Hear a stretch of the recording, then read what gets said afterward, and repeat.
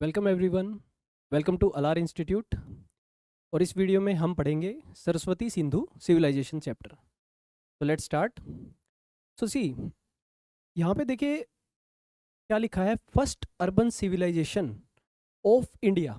Okay, यहाँ पे क्या बताया है कि पहला नगरीय सिविलाइजेशन, यानी जहाँ पर शहर सबसे पहले हमें सिविलाइज तरीके से मिले थे, कहाँ पर?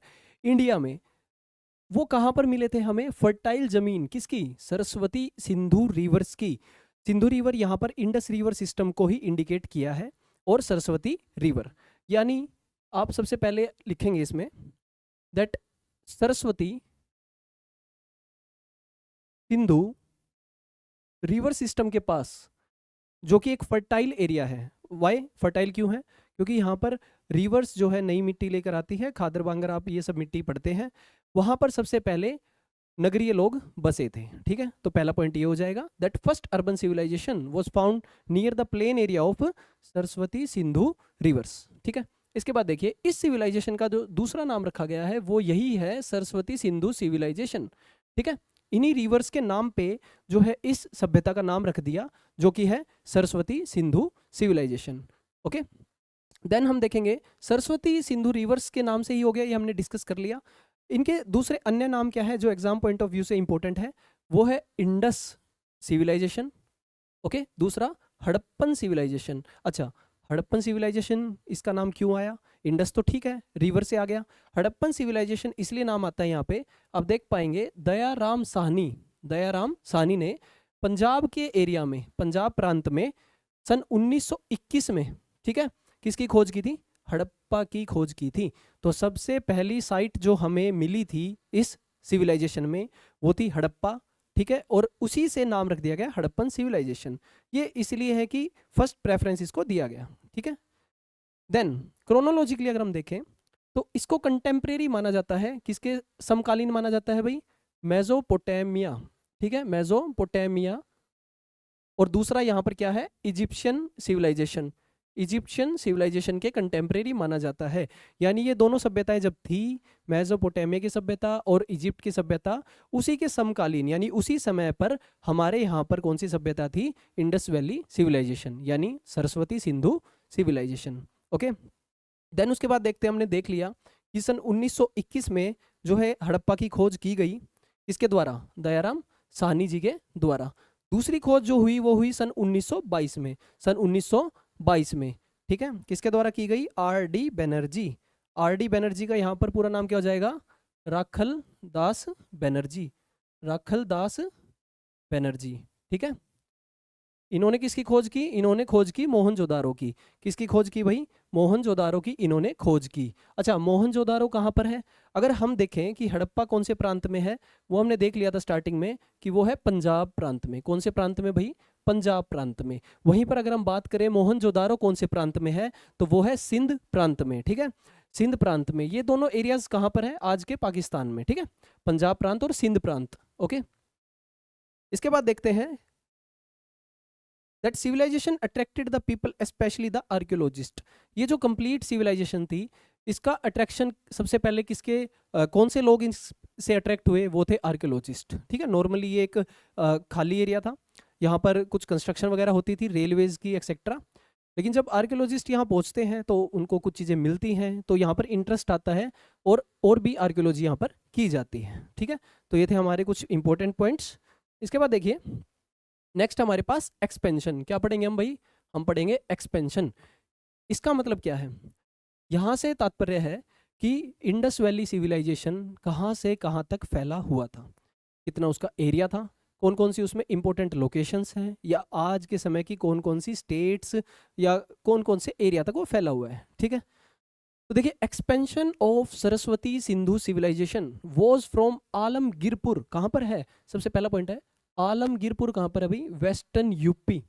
ये कौन सी डायरेक्शन में हो जाएगा भाई? ईस्ट में। अभी डायरेक्शन देख लीजिए, यहाँ पर यह है east, north, south and west. तो ईस्ट में कौन सा पॉइंट आ जाएगा? सबसे पहले आलमगीरपुर का पॉइंट, वेस्टर्न यूपी के अंदर। ठीक है, दूसरा हमारे पास है सुक्ता जंडोर, जो है Baluchistan in the west. Baluchistan आप खबरों में भी देखते हैं।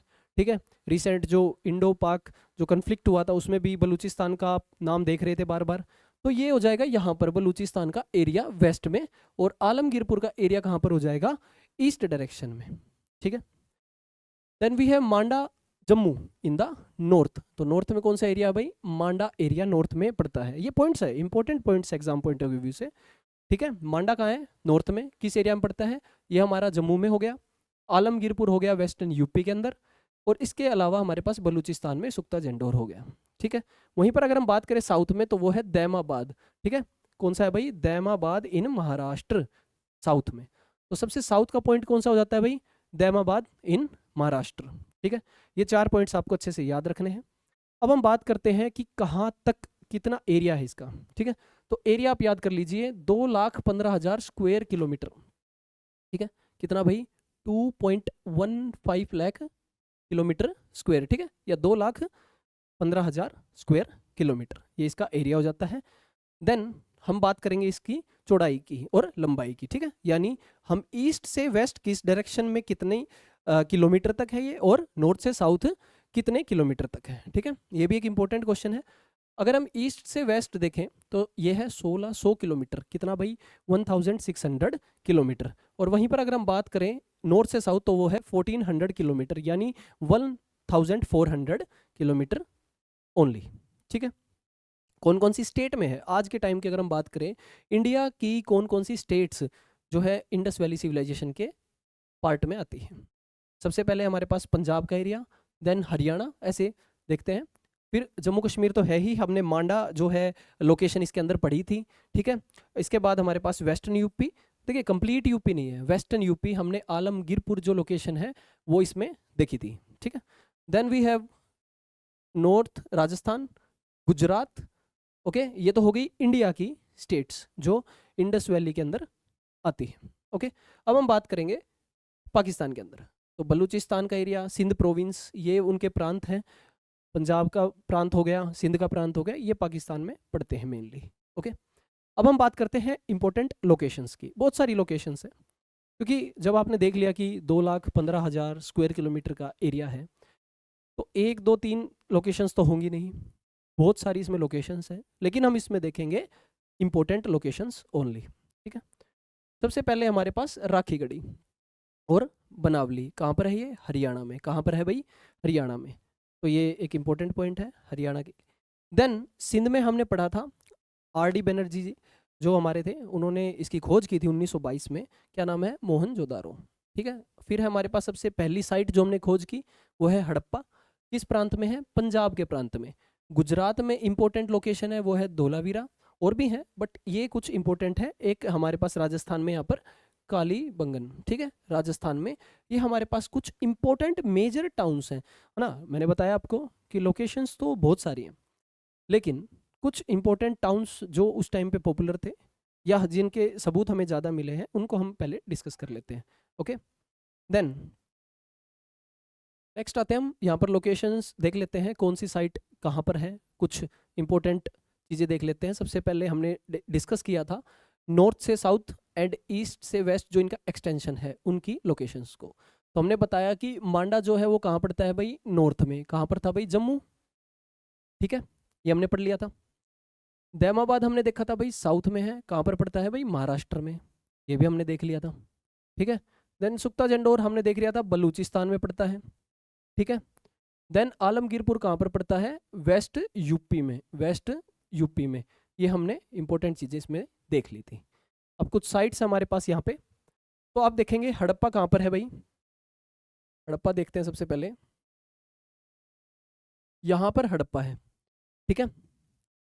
देन मोहनजोदारो यहाँ पर है। कुछ इंपॉर्टेंट लोकेशंस ही हम ओनली डिस्कस करेंगे। धोलावीरा यहाँ पर है गुजरात में, ठीक है।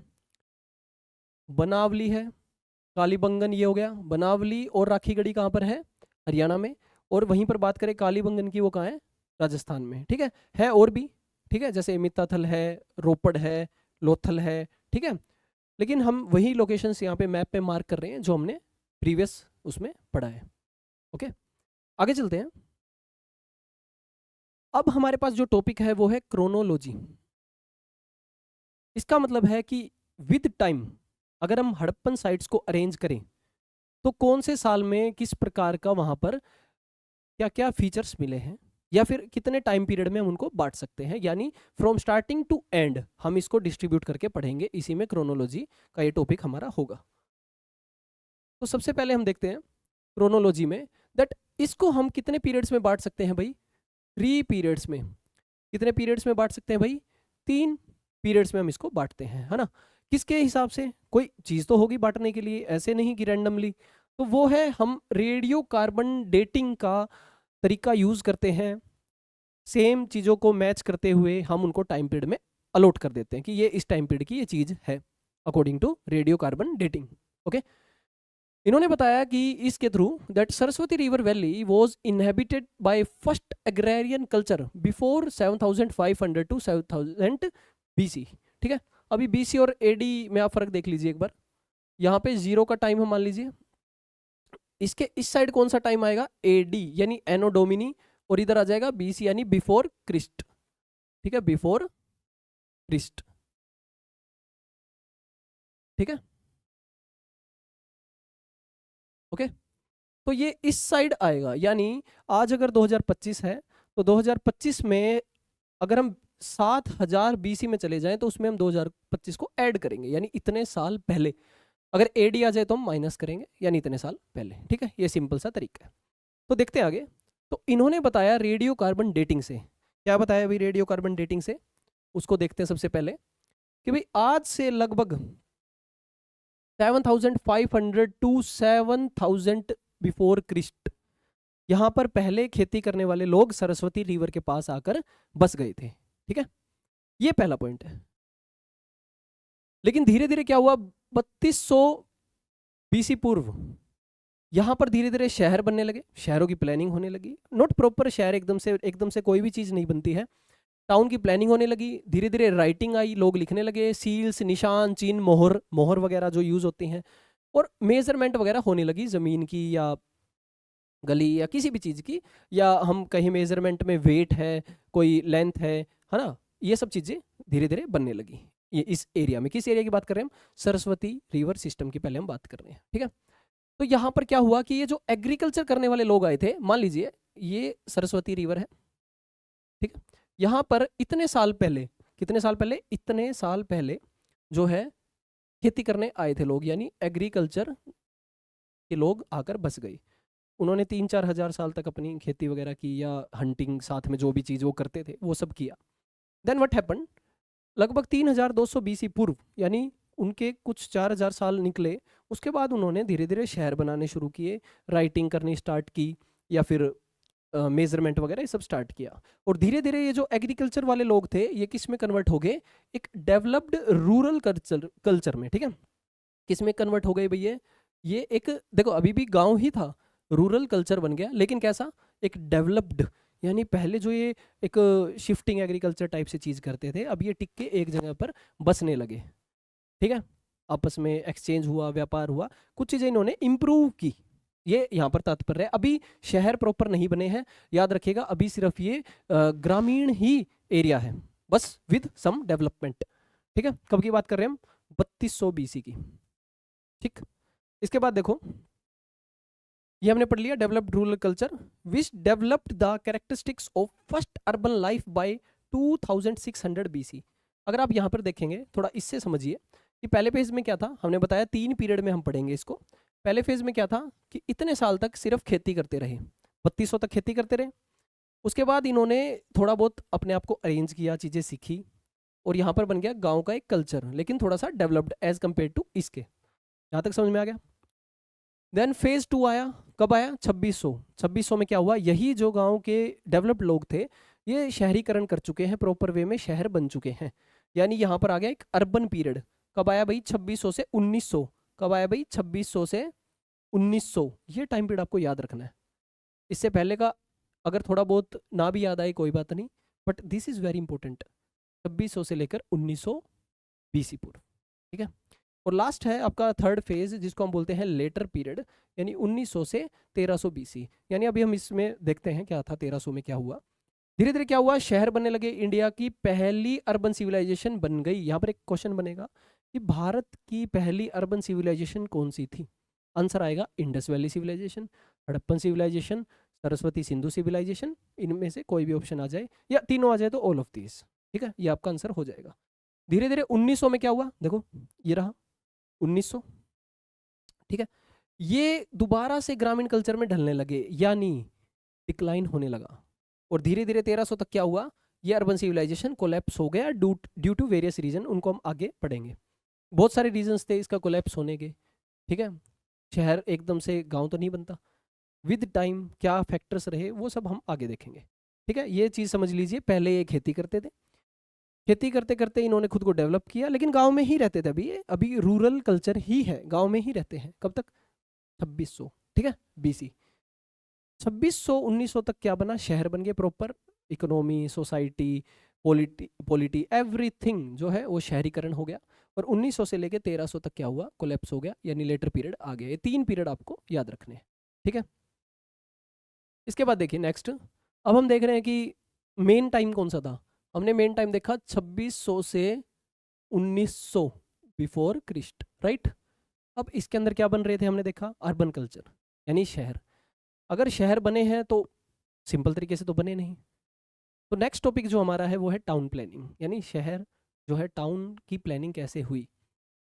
तो सबसे पहले है देखिए, टाउन प्लानिंग में अगर हम सरस्वती सिंधु सिविलाइजेशन को उठाएं तो उसके शहरों में बनावट में सिमिलरिटीज मिली हैं काफ़ी कुछ, ठीक है, लेकिन कुछ रीजनल डिफरेंसेस थे। रीजनल डिफरेंसेस का मतलब है कि रीजन टू रीजन, जैसे भाई पंजाब से वेस्ट यूपी, राजस्थान, गुजरात, ऐसे रीजन टू रीजन कुछ कुछ वेरिएशंस मिली हैं, या ज़्यादा भी, वो हम देखेंगे इसमें क्या क्या वेरिएशंस थी, ठीक है।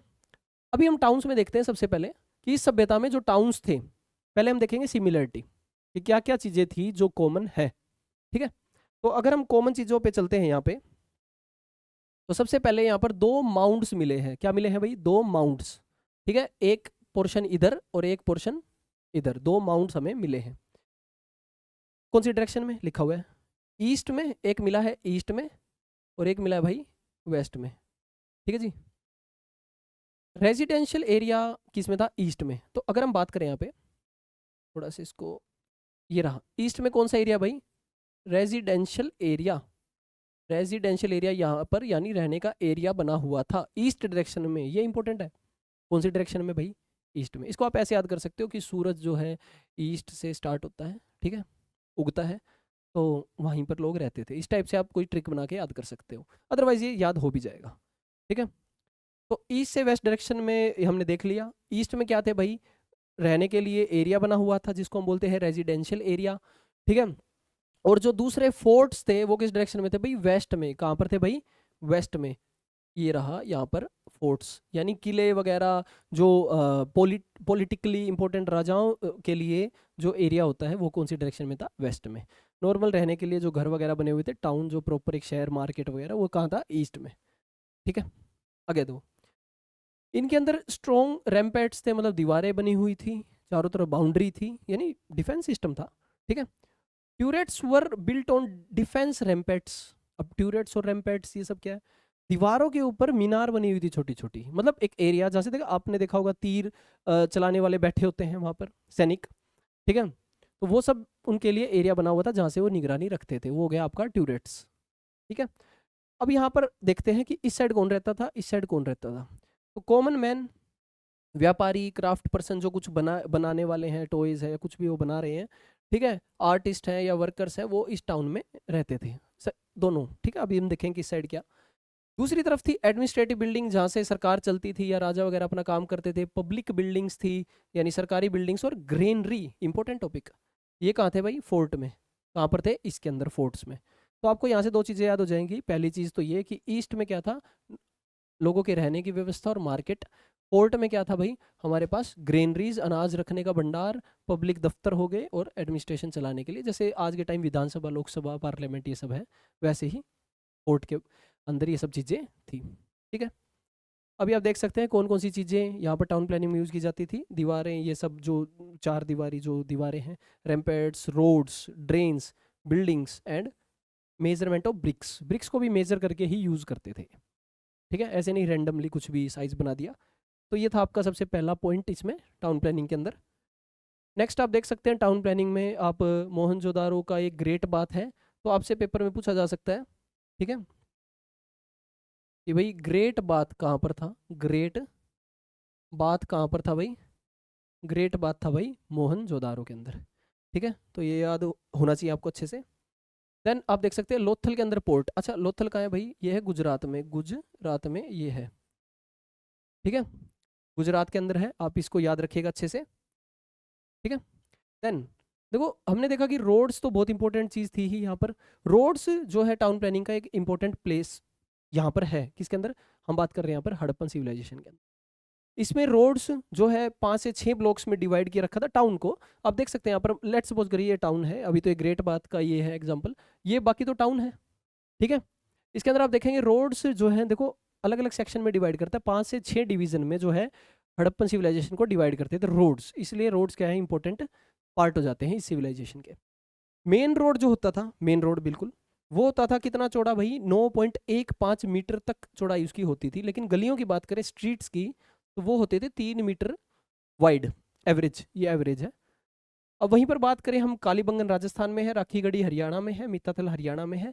ठीक है, इनके अंदर भी जो है सड़कें बहुत ही वाइड तरीके से बना रखी थी।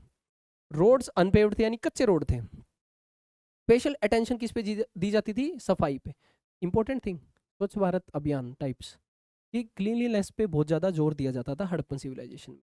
गार्बेज डस्टबिन्स को रखा जाता था रोड पे ताकि लोग कचरा इधर उधर ना फैलाएं, जो कि आज भी आपको देखने को मिलती हैं चीज़ें। ठीक है, then next point is drains. Road पे जो अगली चीज़ थी इंपॉर्टेंट वो है ड्रेन्स, यानी जो हमारा ड्रेनेज सिस्टम था वहाँ पर, वो यहाँ पर हम स्टडी करते हैं। तो ड्रेन्स की बात करें, सबसे पहले घर से स्टार्ट होती थी ड्रेन्स, वो धीरे धीरे बड़ी ड्रेन्स में जाती थी। कहाँ जाती थी भाई, बड़ी drains on the side of road. मान लीजिए घर है, यहाँ से ड्रेनेज का पानी कहाँ जाता था, सड़क पे, सड़क पे जो ड्रेन्स बने हुए हैं, ठीक है, वहाँ पर ये जाता था। ठीक है, आगे फिर अगली ड्रेन से जुड़ जाता था, तो पानी जो है कंप्लीटली ड्रेन आउट शहर से हो जाता था। बारिश आए या नॉर्मली जो पानी ड्रेन करना है, वो सब बेस्ट इसमें तरीका था यहाँ पे। ठीक है, drains were mainly made of paved bricks, ये इंपॉर्टेंट पॉइंट है कि अगर सड़कें कच्ची थी तो क्या ड्रेन्स भी कच्चे बने हुए थे, अरे कच्चे बनते तो पानी के साथ बह जाते हो, तो बने हुए थे पक्की ईंटों से, पेव्ड ब्रिक्स से। ठीक है, इनकी विड्थ और डेप्थ रिक्वायरमेंट के हिसाब से चेंज होती रहती थी। जहाँ पर ड्रेनेज सिस्टम बड़ा चाहिए था वहाँ पर बड़े ड्रेन्स बना देते थे, अकॉर्डिंग टू दैट उसके हिसाब से ब्रिक्स यूज होती थी, और जहाँ पर छोटे ड्रेन चाहिए थे वहाँ पर छोटी ड्रेनेज सिस्टम ये बना देते थे। यानी पूरा वेल प्लान टाउन प्लान, ठीक है, अच्छे से प्लानिंग करके टाउन ये बनाते थे। ठीक है, देन ड्रेन्स को साफ भी किया जाता था टाइम टू टाइम। दूसरी बात है कि यहाँ पर पहला हो गया रोड और ड्रेन हमने पढ़ लिए, टाउन प्लानिंग में हम क्या पढ़ रहे हैं, वेरियस कैरेक्टरिस्टिक्स को डिटेल में, राइट। तो ड्रेन हम किस में पढ़ रहे हैं, रोड के पार्ट में। दूसरा पॉइंट है हमारे पास कि जो रेजिडेंशियल और कम्युनिटी बिल्डिंग्स है कहाँ पर थी, किस डायरेक्शन में थी, ये ईस्ट डायरेक्शन वाली। ठीक है, ये भी हमें इस सिविलाइजेशन में मिलती है। अच्छा, अब जो रेजिडेंशियल जो रहने के लिए बिल्डिंग्स थी, लोगों के घर थे जो बेसिकली कॉलोनीज थी, वहाँ पर हमें क्या मिलता है, 3 से 4 रूम्स घर में, एक किचन, बाथरूम, कोर्टयार्ड यानी बीच में जो एक कोर्टयार्ड बगीचा टाइप्स बैठने की जगह है एक टाइप से, वो मिलता है।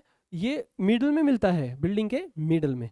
नॉर्मली क्या होता है, आज के टाइम मान लीजिए घर बनाया, उसके सामने हम पार्क वगैरह या इस टाइप का बैठने का बनाते हैं, उसमें आपने नॉर्मली साउथ की मूवीज़ में भी देखा होगा कि चारों तरफ रूम्स हैं, बीच में कोर्टयार्ड है बैठने का। उस टाइप से हड़प्पन सिविलाइजेशन में घर होते थे। ठीक है, हाउसेज जो थे रिच लोगों के, उसके अंदर वेल्स और टॉयलेट्स भी होते थे। हमने बात की थी कि ड्रेन्स बने हुए हैं, ड्रेन से पानी का निकासी बहुत अच्छा था, तो ये कुएं और टॉयलेट्स वगैरह घर में बने हुए थे, राइट। अच्छा, सीढ़ियों का भी सबूत मिला है, सीढ़ियों का भी कई कई जगह पे सबूत मिला है। हर एक घर जो है 2 फ्लोर का नहीं था। ठीक है, प्लास्टरिंग भी हुई है विंडोज़ पे, वेंटिलेशन है, फ्लोर है, दीवारों पे जो है प्लास्टरिंग वगैरह, दीवारें, ये सब चीज़ें इनमें घर में थी ही डेफिनेटली। इसके अलावा ग्रेनरीज, ठीक है, बाथ और मीटिंग हॉल्स कहाँ मिले हैं, कम्युनिटी बिल्डिंग में। कम्युनिटी बिल्डिंग क्या होती है, कम्युनिटी रिसोर्स भी आपने पढ़ा होगा। कम्युनिटी बिल्डिंग एक टाइप से वो बिल्डिंग्स जो हर आमजन के द्वारा यूज़ की जाए, हर पर्सन के द्वारा यूज़ की जाए। ठीक है, तो वहाँ पर भी आपको क्या मिलते थे भाई, ग्रेनरीज, अनाज रखने की जगह, ठीक है, बाथ, स्नान घर वगैरह हो गए, मीटिंग हॉल्स जहाँ पर वो मीटिंग कर सकें, ये सब मिलते थे। अगली बात है कि जब हमने देखा कि ब्रिक्स भी प्लानिंग से की जाती थी, तो ब्रिक्स की रेशियो आ जाती है एग्जाम में कई बार। ब्रिक्स की क्या आ जाती है, रेशियो। रेशियो कितनी है भाई, 1:3 या 1:4, लेंथ, ब्रेड्थ और हाइट। 1:3 और 1:4 आप इसको याद कर लीजिएगा। इस रेशियो में जो है ईंटें वहाँ पर यूज़ की जाती थी। ठीक है, नेक्स्ट है कि आर्ट कैसा था, सरस्वती सिंधु सिविलाइजेशन का आर्ट कैसा था। ठीक है, तो इसमें हम देखते हैं यहाँ पर पत्थर से, मेटल से, क्ले, इन 3-4 चीज़ों से जो है यहाँ पर आर्ट बनाई जाती थी। इसके अलावा सील्स, बीड्स और पोट्री वगैरह भी बहुत ही एस्थेटिक लुक के लिए यहाँ पर ये एज ए आर्ट के तौर पे बनाते थे। ठीक है, यानी मोहर वगैरह है, बीड्स, मन के मोती वगैरह ये सब है। ठीक है, और पोट्री, सुराही, मटके ये सब इन चीज़ों में आ जाते हैं। ठीक है, ये सब बनाए जाते थे। अच्छा, अब इसमें एग्जाम पॉइंट ऑफ व्यू से इंपॉर्टेंट क्या है तो फिर, ठीक है, एग्जाम पॉइंट ऑफ व्यू से जो इंपॉर्टेंट चीज़ है वो है मोहनजोदारो के अंदर, मोहनजोदारो के अंदर क्या मिला है भाई, देखिए मोहनजोदारो में 19 सेंटीमीटर लॉन्ग एक मूर्ति मिली है। ठीक है, यहाँ पर दे रखा है Mohenjodaro is the 19 centimeter long fragmented, ठीक है, idol of man wearing a shawl with shamrock ornaments. एक आदमी का जो है यहाँ पर मूर्ति मिला है।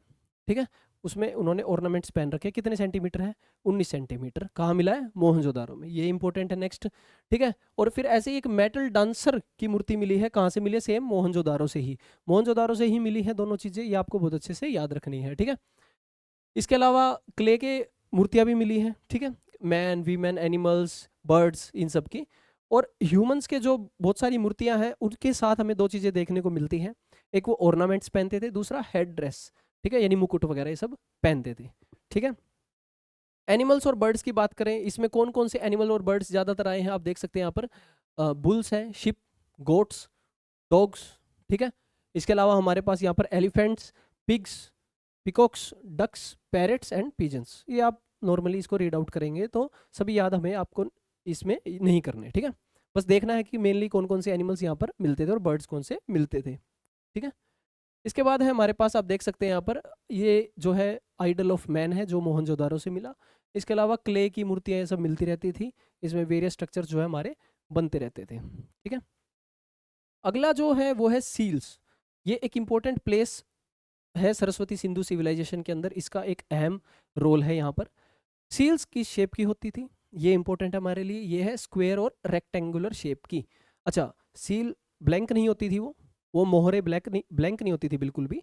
इसमें हमें एनिमल्स, बर्ड्स, डाइटीज यानी देवी देवताएं वगैरह, और स्क्रिप्ट्स कुछ ना कुछ वहाँ पर लिखा होता था।